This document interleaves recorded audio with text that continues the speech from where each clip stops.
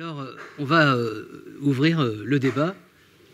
Je sais que déjà, certains sont tentés d'intervenir, mais on est dans un débat d'états généraux. Et donc, on a eu le privilège, au cours de notre première rencontre publique à la mairie du 4e, de voir à quel point il y avait une appétence pour la prise de parole. Vous avez un micro qui est ici. Vous avez une caméra qui est là, donc vous serez pour la postérité, arrière-petits-enfants qui verront dans, je sais pas, 20 ans, 30 ans, 50 ans que vous êtes intervenu à Sciences Po dans le cadre des États généraux de la bioéthique. Et vous n'avez pas hésité, venez, rendez-vous là, je vous en prie, en vous présentant. On peut l'applaudir pour lui donner un petit peu de force parce que c'est le plus audacieux parmi nous.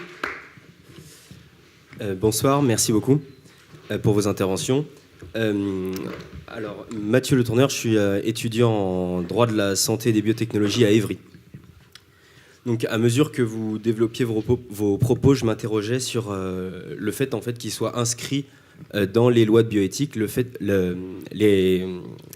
les lois de bioéthique portent en elles leur propre révision, puisqu'elles doivent être révisées tous les 5 ans. Or, l'objet des lois de bioéthique est de développer des principes généraux et fondamentaux qui touchent à la vision qu'on a de l'homme.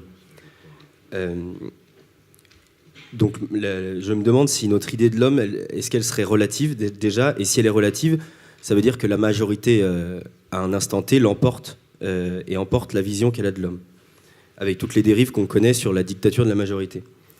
Et je m'étonne aussi que ce soit la seule loi qui porte en elle sa propre révision.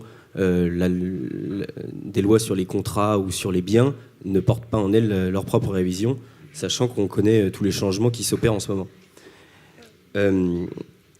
Et par ailleurs, je m'interroge et je constate qu'à chaque modification des lois de bioéthique, on va dans un sens qui est toujours plus libéral et qui accompagne toujours plus l'extension du marché. Je cite par exemple la recherche sur l'embryon, la PMA et le diagnostic in vitro. Et pour finir, je me demande si la place de la France dans le monde ne serait pas plus importante et si le vrai progressisme ne serait pas justement d'abandonner cette logique habermasienne de la bioéthique pour en revenir à une logique beaucoup plus naturaliste et qui prend en compte les vrais principes fondamentaux qu'on a de la vision de l'homme. Je vous remercie. Vous avez remarqué, on peut être étudiant en dehors de Sciences Po, avoir une super réflexion aussi, puisque vous êtes à Évry. Félicitations, ne bougez pas. Votre question, elle est tellement passionnante, ou vos questions sont tellement passionnantes que j'aimerais vraiment qu'on y réagisse de suite, pour pas qu'on perde une miette. Donc je donne la parole à nos intervenants. Bien, alors écoutez, vraiment merci de cette question, parce que j'ai un certain nombre de choses à dire, tout en ne mangeant pas naturellement le temps qui vous appartient. J'ai souhaité en 1994 que la loi soit révisable à 5 ans, sur le modèle de la loi de 1975 sur l'interruption de grossesse, tout simplement parce que quand une loi a une portée sociétale tellement importante qu'on a besoin 5 ans après de voir comment la société se l'est appropriée et éventuellement d'ajuster. En revanche, et j'avais beau être le ministre de l'époque, il lui arrive d'être mis en minorité, c'est ce qui m'est arrivé, je ne voulais pas reproduire la révision parce que vous l'avez très bien laissé entendre. Voter sur des principes en votant en même temps leur date de péremption, ça n'est pas tout à fait correct. J'ajoute d'ailleurs que la loi de bioéthique est un peu une tromperie, car en 1994, on avait 3 lois. On avait la loi portée par le garde des Sceaux, qui était la loi sur le respect du corps humain, et que je considère comme la loi cadre de la bioéthique, et à laquelle on n'a pratiquement pas touché. Didier Sicard l'a très bien dit, indisponibilité, non-patrimonialité, etc. On n'y a pas touché. Il y avait une loi portée par le ministère de la Santé sur les transplantations d'organes, la procréation et la génétique. Et puis, il y avait une 3e loi portée par le ministre de la Recherche sur la reprise de la loi de 98 sur fichiers informatiques et liberté.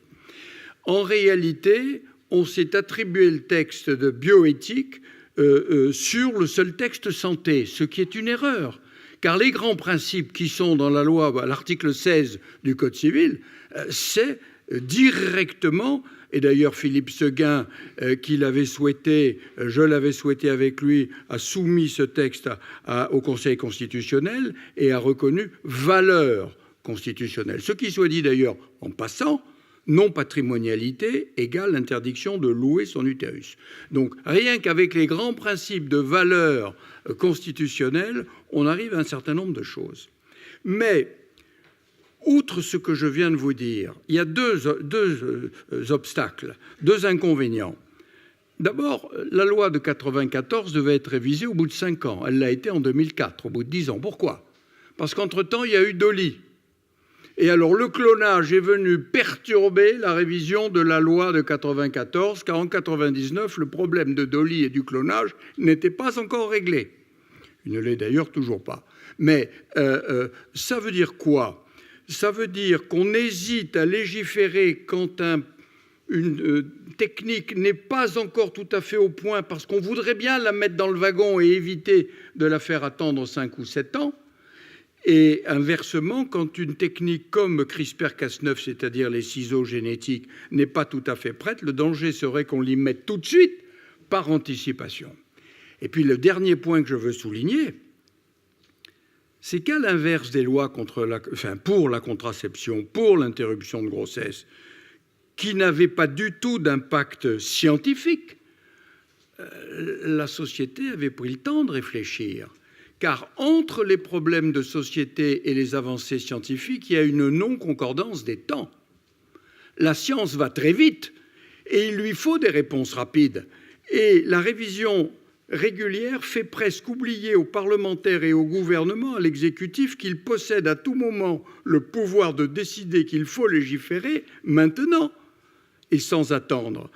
Et je trouve que là, ce qui nous ennuie, c'est qu'on nous mélange des problèmes de société qui ne sont pas mûrs, qui vont mûrir, je suis à peu près persuadé, mais qui ne sont pas mûrs et qui sont clivants, alors qu'il est vrai qu'il faut légiférer sur des problèmes scientifiques. Donc là, vraiment, voilà ce que je voulais répondre à ce que vous disiez. Je ne suis pas sûr, mon cher collègue parlementaire, il faut essayer de ne pas de nouveau adopter une révision des lois, parce que, encore une fois, la science va plus vite que les consciences.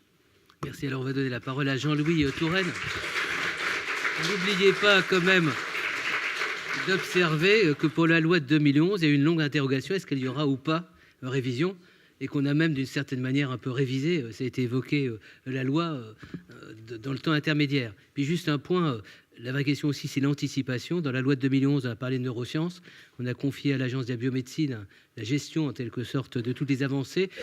L'Agence de la biomédecine, dans son rapport de janvier, a dit qu'elle ne voulait plus s'occuper de ce sujet. Donc il y a aussi à trouver les instances qui vont accompagner ces développements. Et je trouve que CRISPR-Cas9 est assez intéressant par rapport aux propos qui a été évoqués, notamment lorsque l'on intervient sur des cellules germinales, puisqu'on voit déjà un certain nombre de travaux, donc ça a été mis en œuvre dans certains pays, et on voit les conséquences que ça peut avoir sur les générations futures. Donc bon courage à Jean-Louis Touraine dans les prochains mois. Je lui donne la parole. Je déteste l'idée de contredire Jean-François Mattei, pour lequel j'ai beaucoup de respect, mais je crois quand même qu'il y aura à nouveau des révisions de loi bioéthique, et pas seulement encore une fois, mais je crois d'une façon assez régulière, tous les 7 ans maintenant, puisque c'est le rythme choisi. Pourquoi ? Parce qu'il me semble, mais chacun peut exprimer un point de vue divers, il me semble qu'on constate tous la rapidité extraordinaire, je dirais même exponentielle, des progrès scientifiques applicables à l'homme, posant des questions nouvelles qui ne se posaient pas lors des lois initiales de bioéthique. Et par ailleurs, même pour les questions qui se sont posées et qui ont été résolues par les premiers textes, on voit bien que la réflexion, à la différence du progrès scientifique des sciences dures, la réflexion, elle, n'est pas immédiatement aboutie. C'est une réflexion partielle qui permet de donner des règles, des préceptes, des règles de conduite pendant les temps actuels, mais on voit que la réflexion se prolonge au fur et à mesure et en parallèle de la progression scientifique, laquelle est toujours en avance, et il faut faire attention de ne pas laisser se distancier la réflexion éthique sur le progrès scientifique. Donc je crois qu'on sera conduit par nature. Bien évidemment, toutes les questions sur le transhumanisme ne se posaient pas précédemment.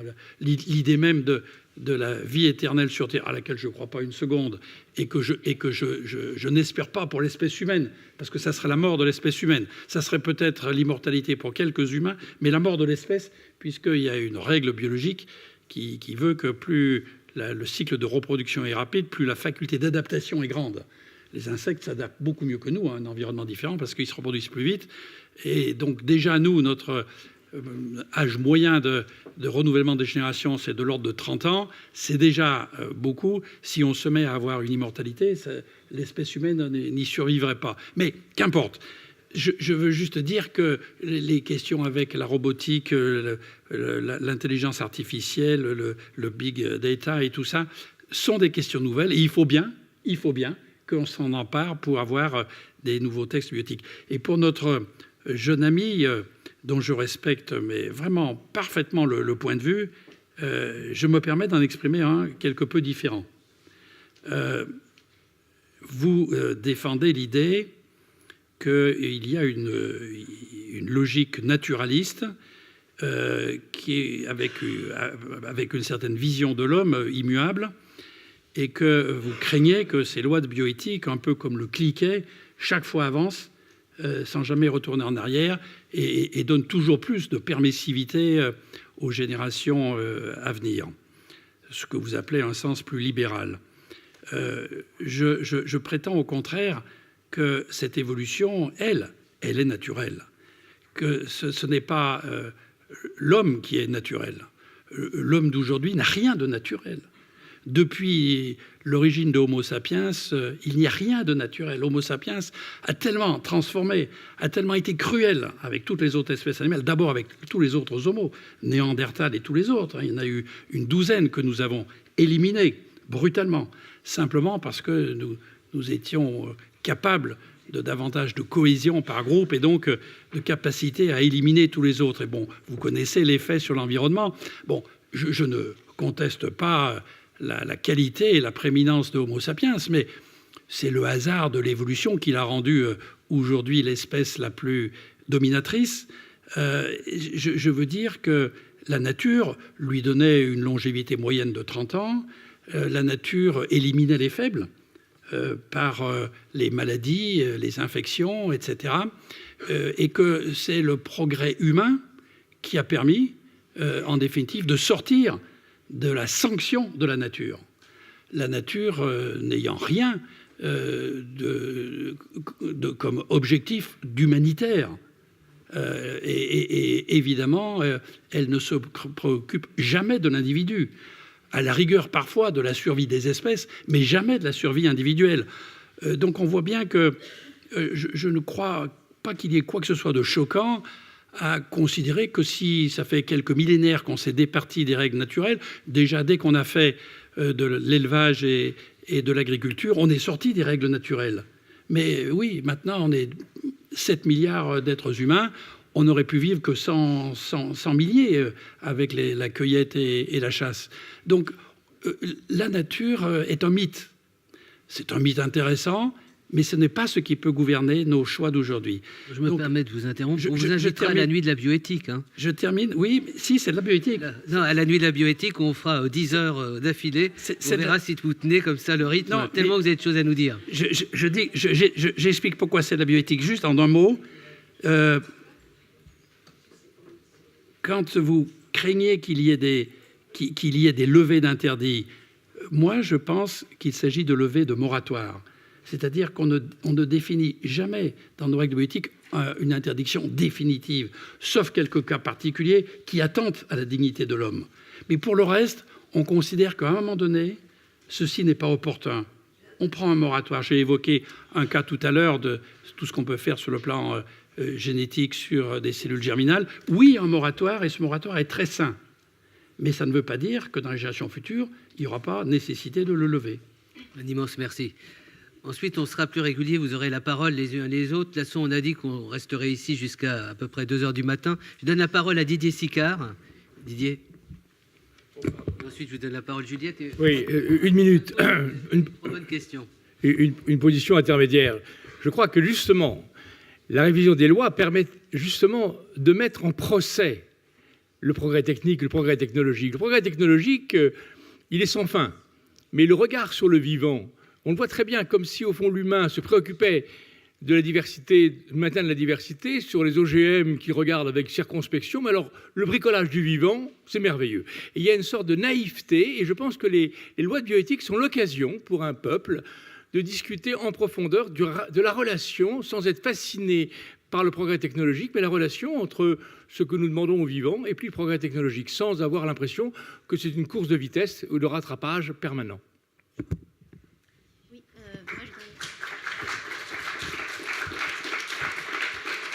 je voudrais juste ajouter que je pense que ce concept de nature humaine ou de loi naturelle, en fait, peut être défendu ou peut être on peut en débattre dans des conditions modernes, comme le fait d'ailleurs Habermas. Il parle de l'avenir de la nature humaine et il défend une conception thérapeutique de la médecine, à l'inverse d'une conception de l'amélioration.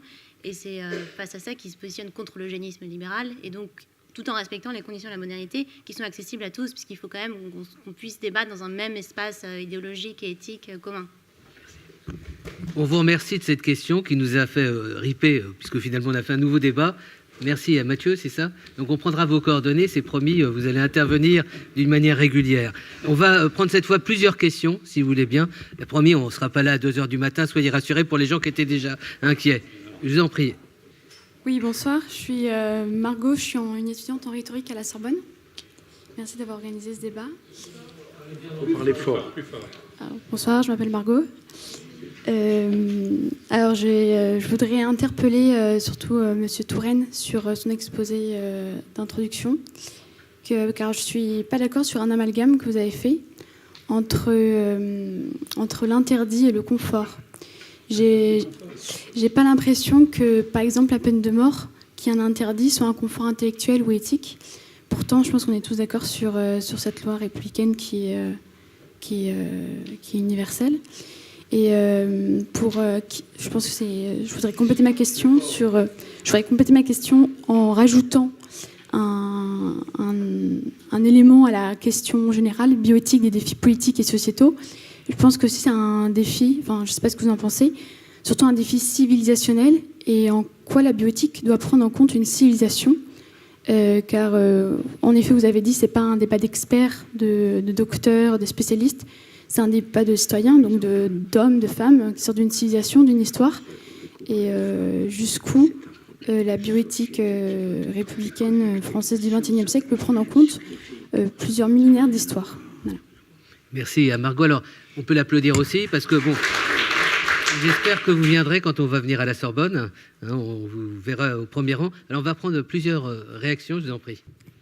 Bonsoir, je m'appelle Laurence Azoubakri. Je suis avocat et responsable de la commission ouverte droit de la santé et de la bioéthique. Je voudrais d'abord remercier tous les intervenants. Voilà, vous m'entendez mieux? Oui. Voilà. Je voudrais d'abord remercier tous les intervenants pour la richesse de ces débats. Et j'avais une question très précise concernant l'international.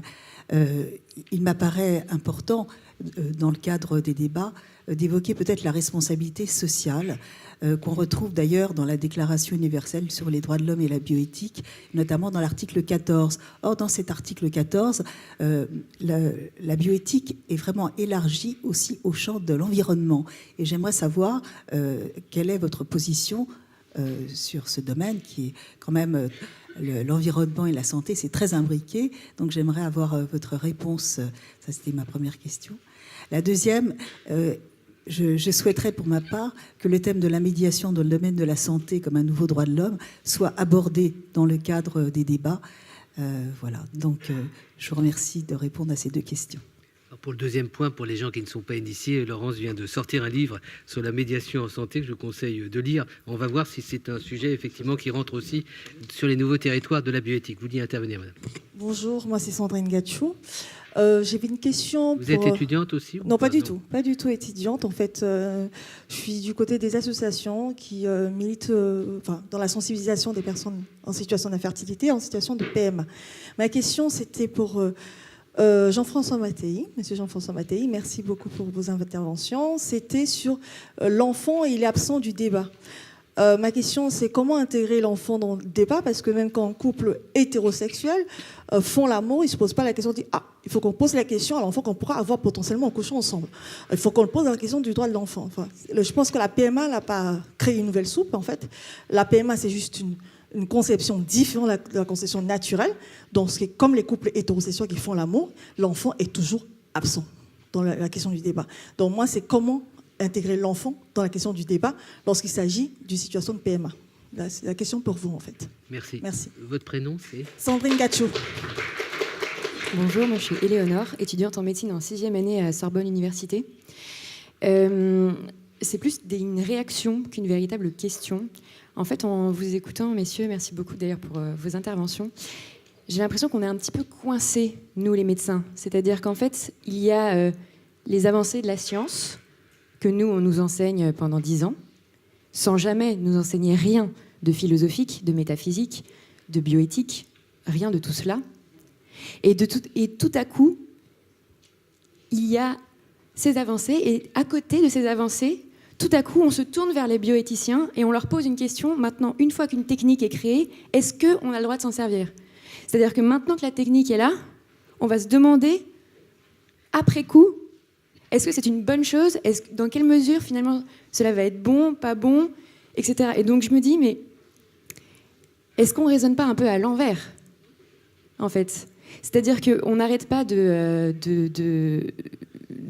d'avancer dans la technique pour manipuler l'embryon, etc. Mais on n'arrive toujours pas à donner un statut à cet embryon, finalement. Et donc, voilà, en fait, moi, en tant qu'étudiante en médecine, je viens ici et je me dis, bah voilà, en fait, ici, on me donne...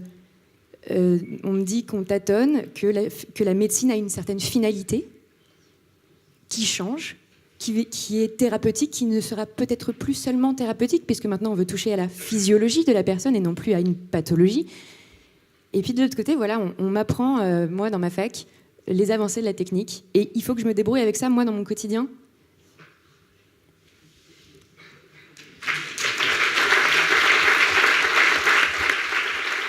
Voilà, alors on va d'abord, les personnes qui voudront encore poser une dernière série de questions viendront dans quelques minutes, mais je vais proposer à nos intervenants de réagir, juste en précisant par rapport à la dernière question que nous a posée Éléonore, que nous allons créer les conditions d'un débat pour savoir effectivement quel type de formation à la bioéthique. C'est un enjeu assez essentiel, et on saura vous solliciter.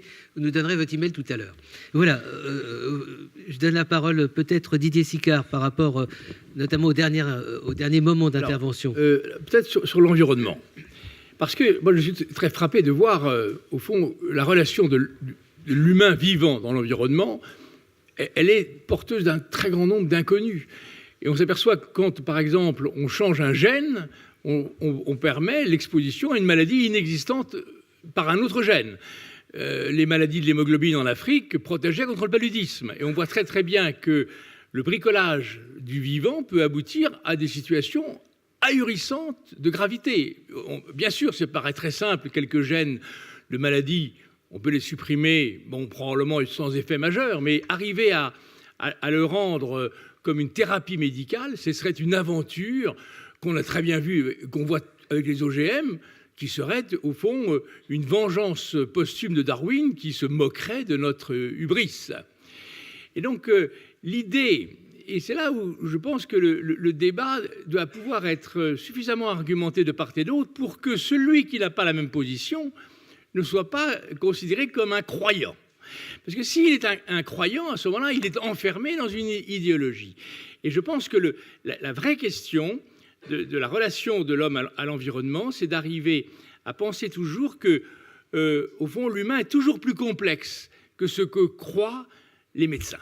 Et les médecins sont toujours enfermés dans cette espèce probablement de fascination pour un faire qui, à l'échelle du vivant, peut apparaître au fond dérisoire. Quant à la dernière question qui concernait... Celle d'Éléonore sur la formation. Ah oui, le médecin. Oui, mais oui, en même temps, le naturel revient au galop. C'est-à-dire qu'on peut difficilement imaginer que dans un laboratoire, CRISPR-Cas9, eh bien, les médecins disent « Ah non, ne cherchez pas le ciseau génétique, parce que si vous le trouvez, vous allez vous trouver devant une impasse. » C'est très bien de le penser comme ça, mais a priori, la médecine, c'est toujours fondé sur le hasard. En recherche, le hasard joue un rôle considérable.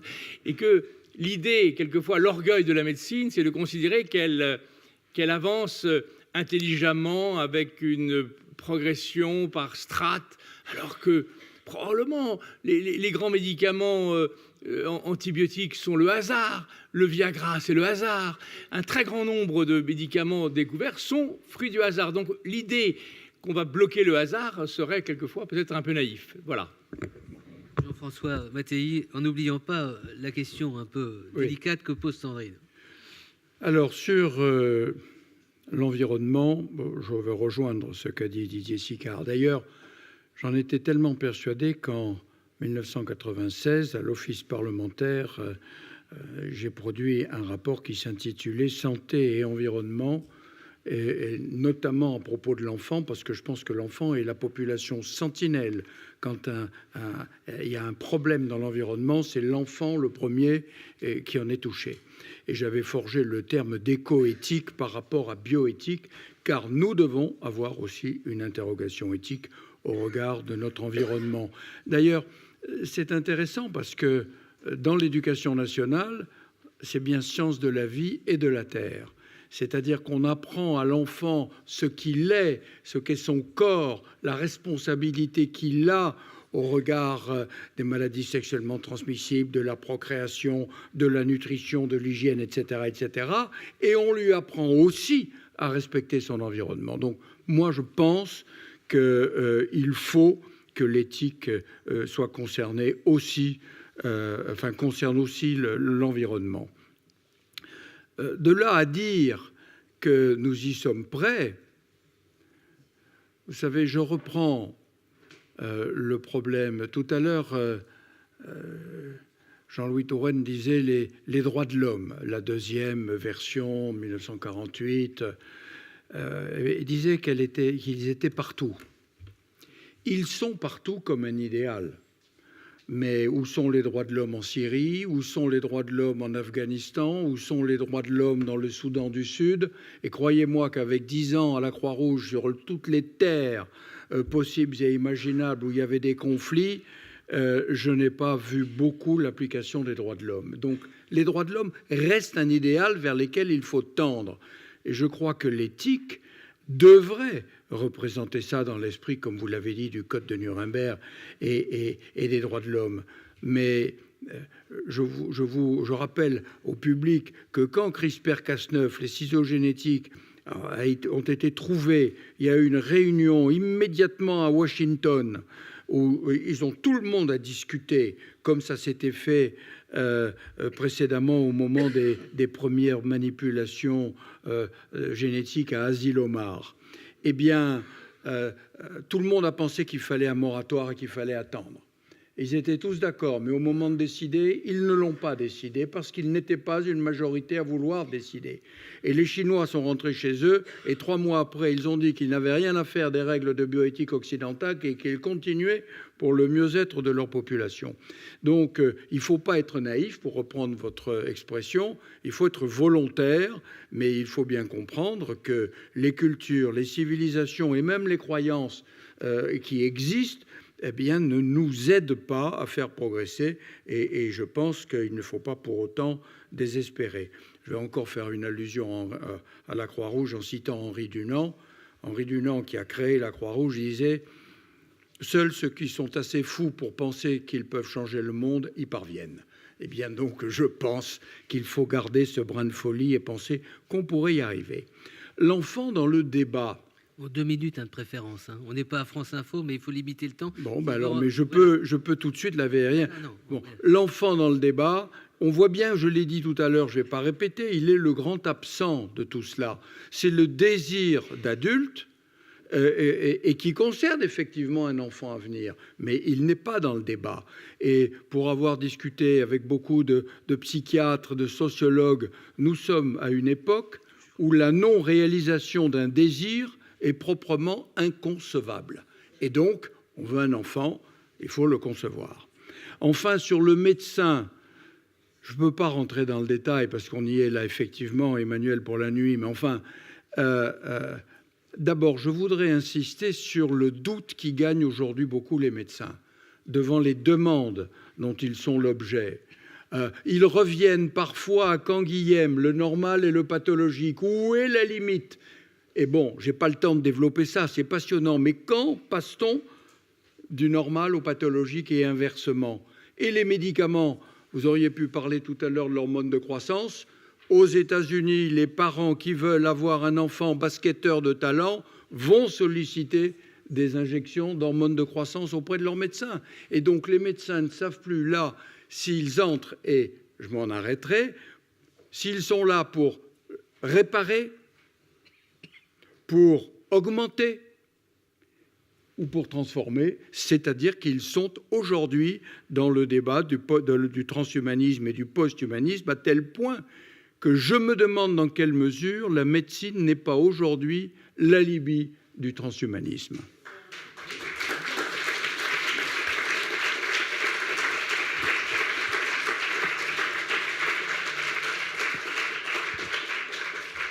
Vous avez remarqué que je ne suis pas sur le perchoir, mais je vous donne vraiment, par respect vis-à-vis de nos citoyens, d'être le plus limité, sachant qu'on vous réécoutera à plusieurs reprises dans le cadre de ces façon débats. très brève, nous sommes tous bien d'accord sur le fait que malheureusement les droits de l'homme sont loin d'être appliqués. On pourrait même dire qu'il y a probablement davantage de pays où ils sont non appliqués que de pays où ils sont appliqués. Pour autant, sur l'angle théorique au moins, la totalité des humains se sont accordés sur certains droits qui devraient être donnés à tous les humains.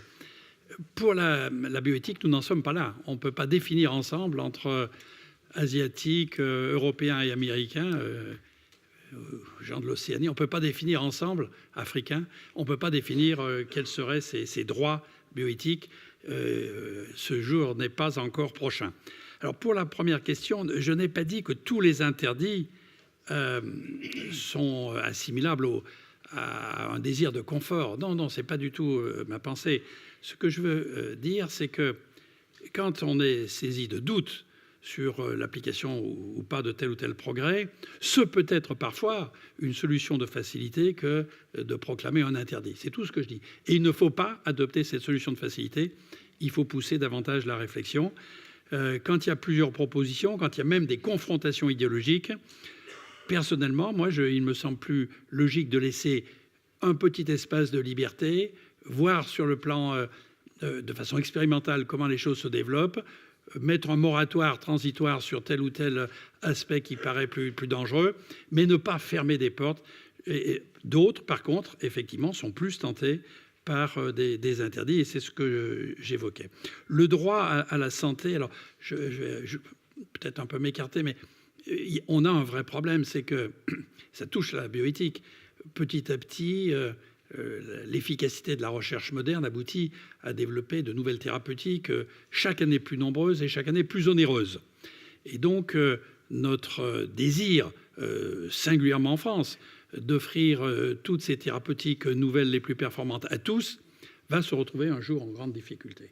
Et donc, ce droit à la santé pour tous, nous y sommes très attachés, mais il faut évidemment être capable d'affronter ce qui a été évoqué déjà tout à l'heure, les intérêts financiers, la commercialisation, etc., etc.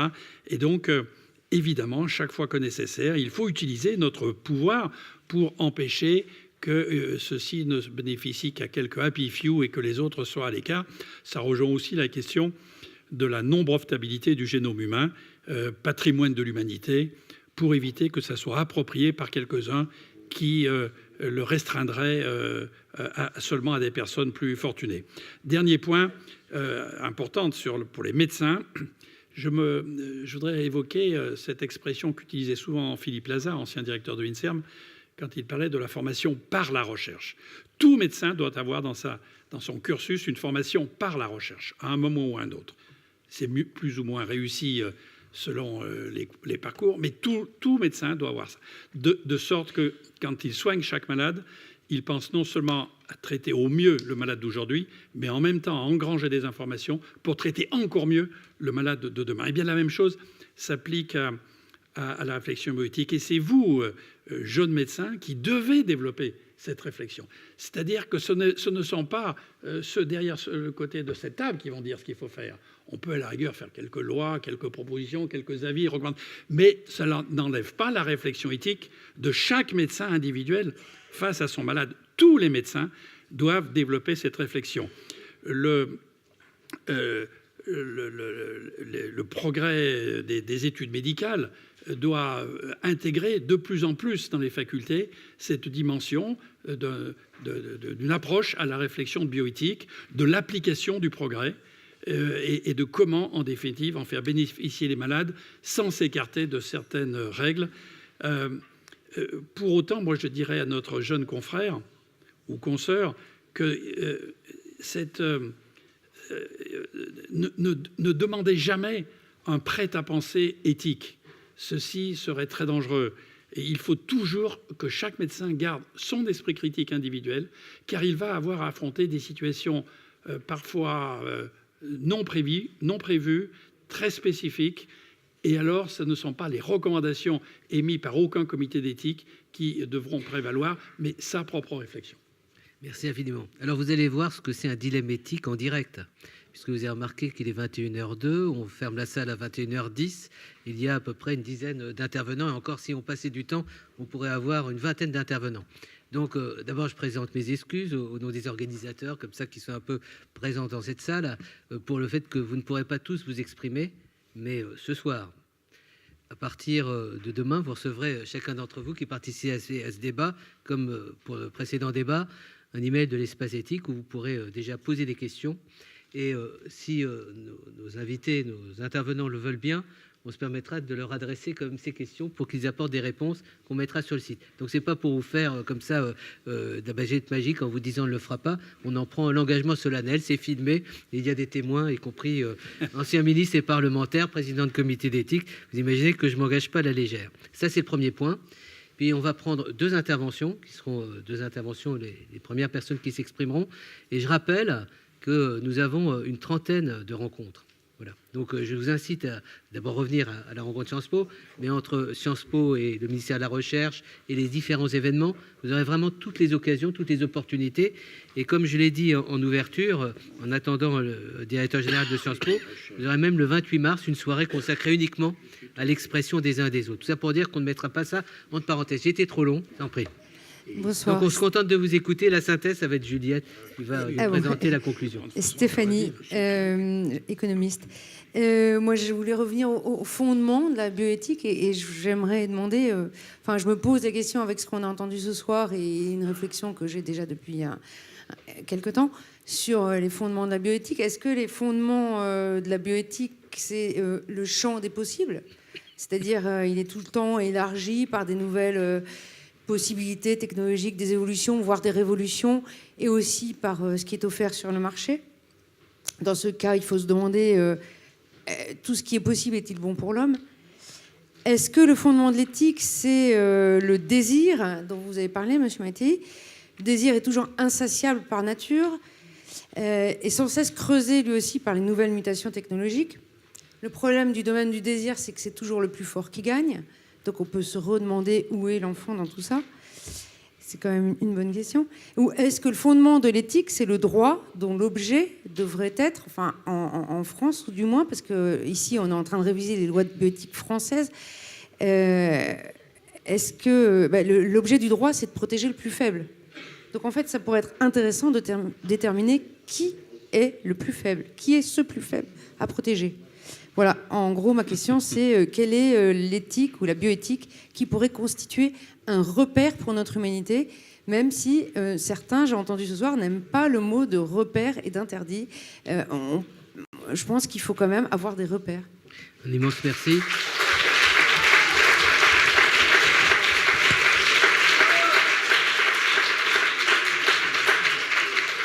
On va voir si c'est parce que vous êtes la dernière intervenante que vous êtes applaudie ou c'est pour le contenu de votre position. En tous les cas, vous la développerez. Vous avez toute liberté. On attend avec impatience votre texte. Je vous en prie. Bonsoir à tout le monde. Je m'appelle Charmini Varataraja, je suis chirurgienne digestive. Je vais faire rapidement. La réflexion bioéthique, beaucoup invitent à cette réflexion à faire par cohérence et non pas par polarisation.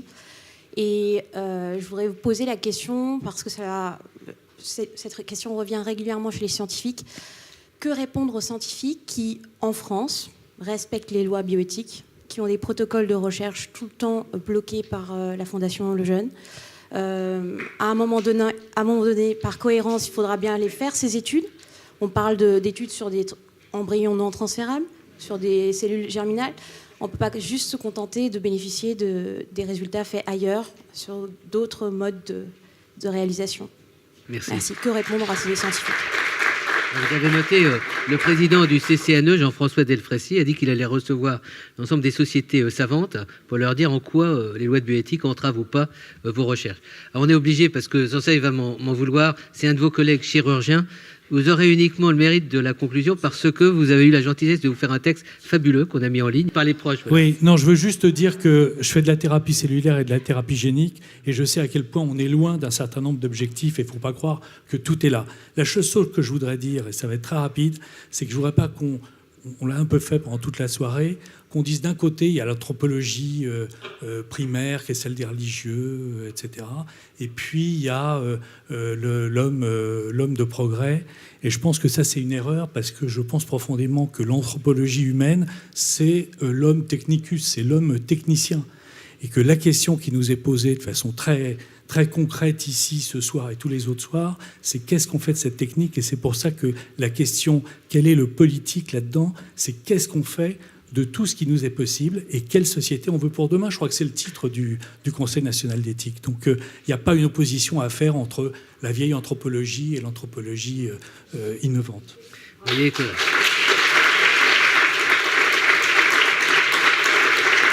Vous avez noté, vous en êtes tous témoins, nos intervenants grattent du papier.